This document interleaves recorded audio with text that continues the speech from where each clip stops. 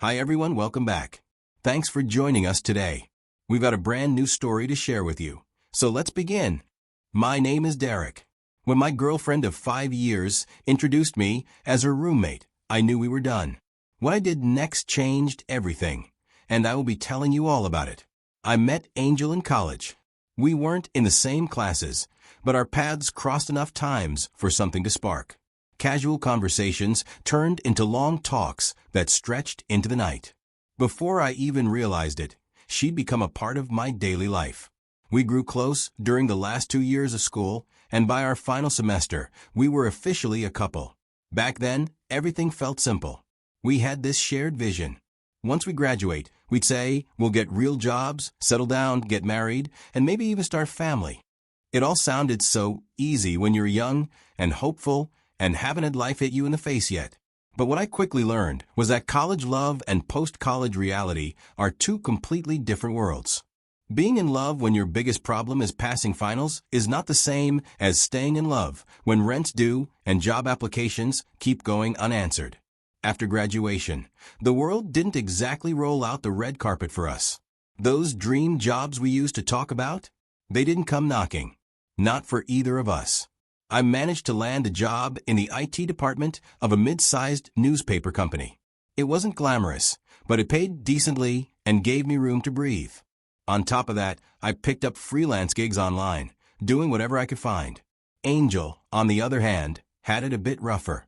She had to settle for an entry-level position at a marketing firm with long hours and low pay. To make things easier financially and to stay close, we made the decision to move in together. Found a small but decent apartment that fit our budget. We split things the best we could, but since I was earning more, I naturally covered the bigger share of our expenses. There were months when I'd skip outings with friends just to meet a freelance deadline.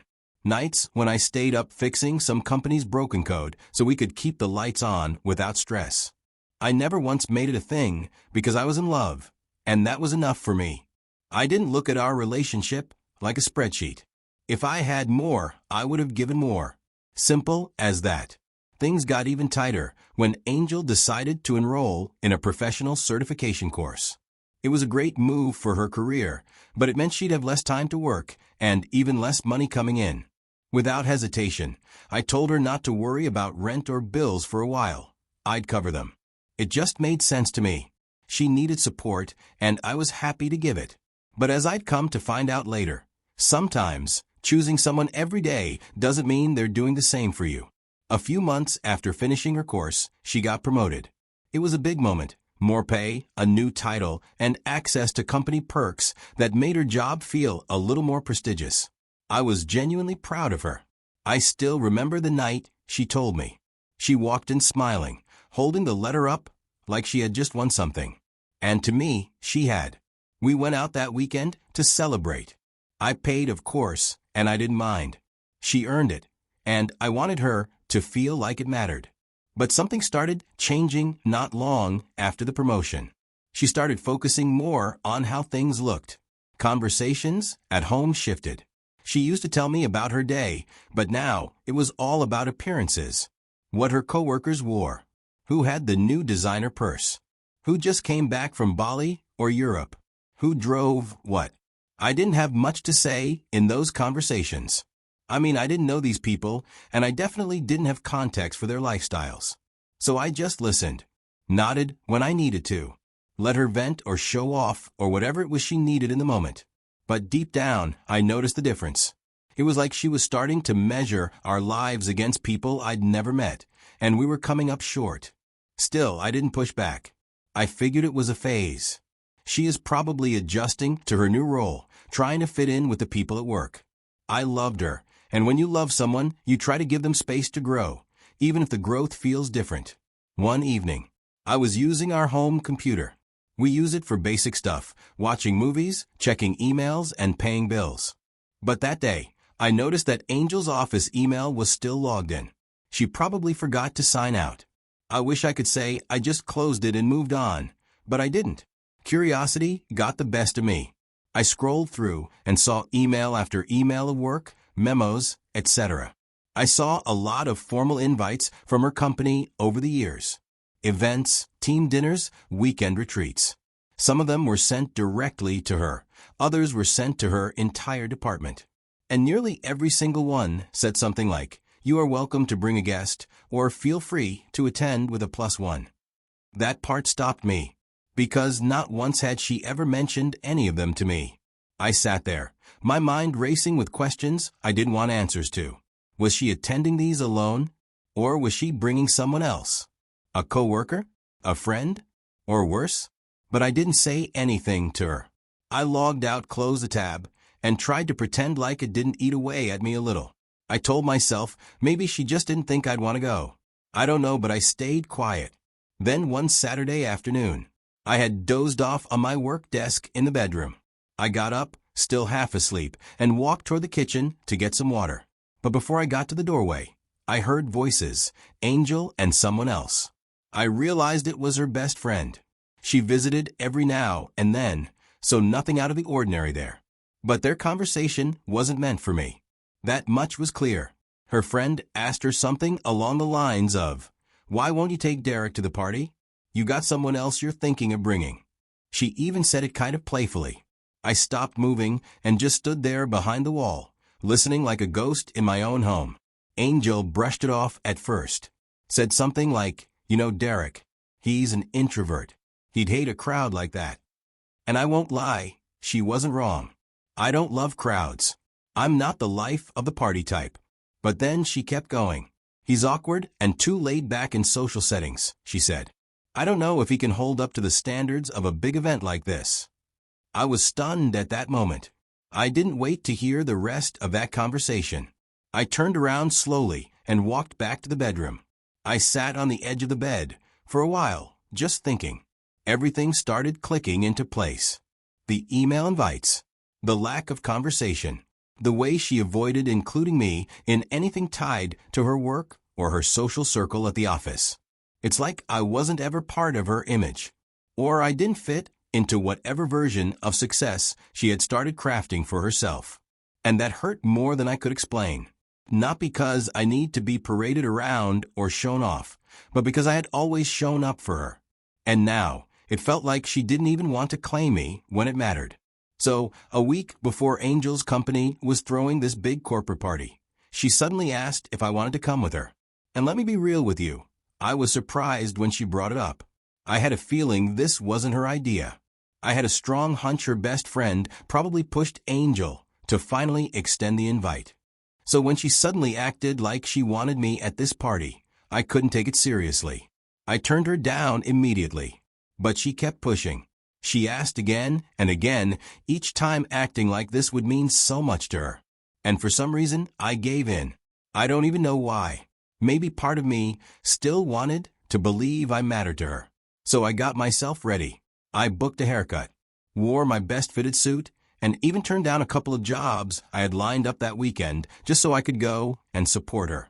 We get to the venue, and it's one of those classy, well-lit ballrooms that scream corporate image. We hadn't even been there 5 minutes when we ran into a small group of her coworkers. They looked friendly enough. One of them asked who I was. And that's when she, with a casual smirk and zero hesitation, turned to them and said, "This is my roommate." I felt like someone had yanked the ground from under me. I didn't know whether to laugh, to ask her if she was joking, or to just walk out of that building. I mean, roommate? But I didn't say a word. I forced a smile. A part of me that had been holding on just gave up. We stayed through the event. I don't remember much after that moment. Everything else blurred out. I was just going through the motions until we could leave. When we got home later that night, I waited until we settled in. Then I asked her, calmly, honestly, "Why did you introduce me like that?"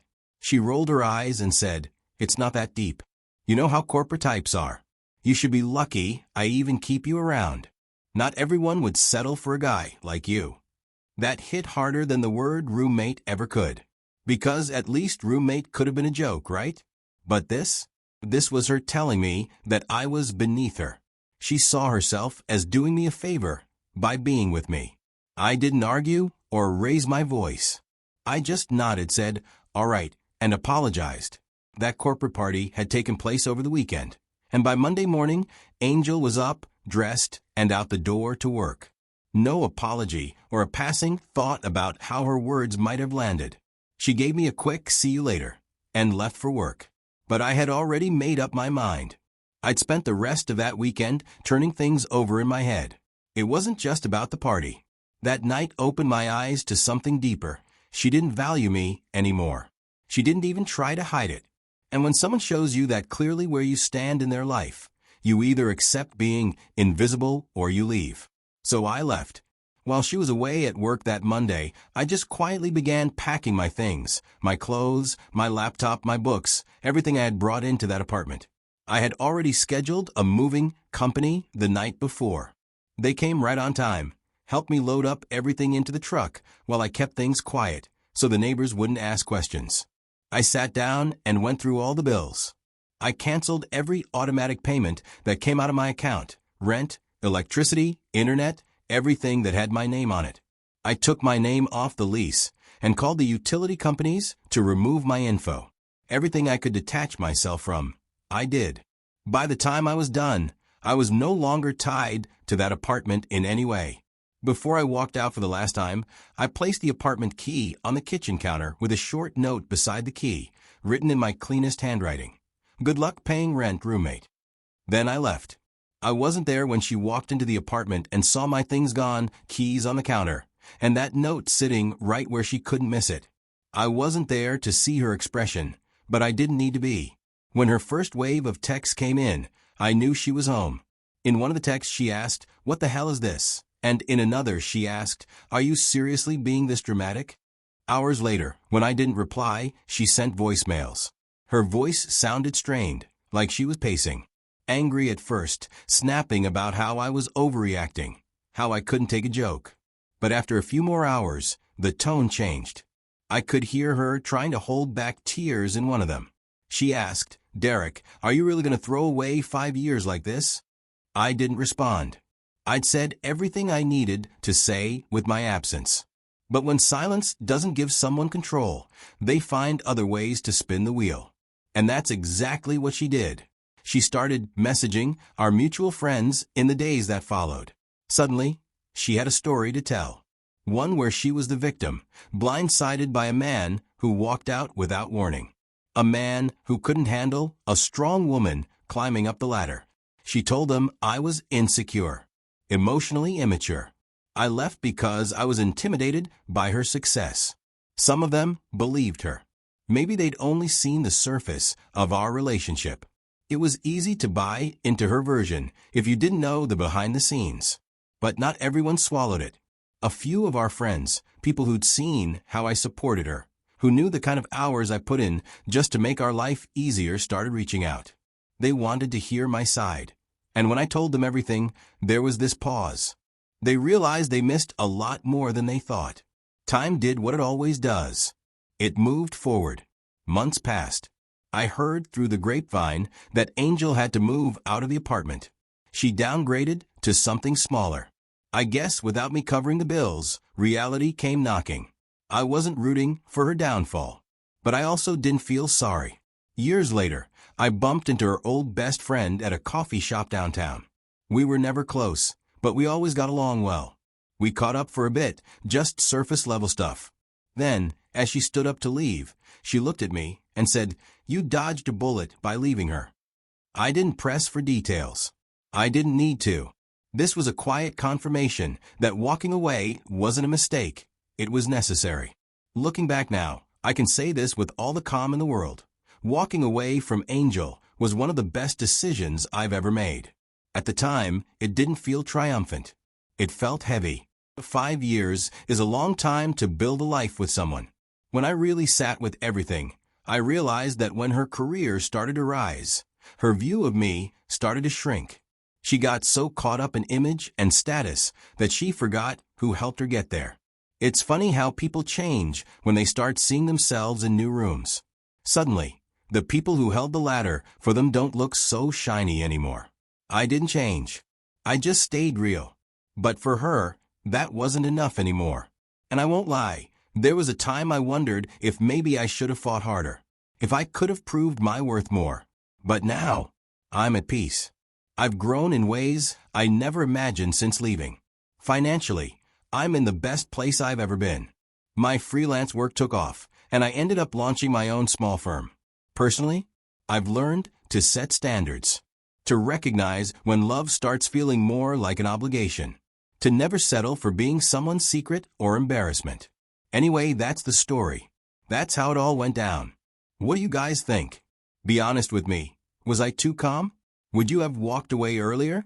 Or would you have tried to fix things? I really want to hear from you, because I know stories like this aren't as rare as we wish they were. Drop your thoughts in the comments. Let's talk about it.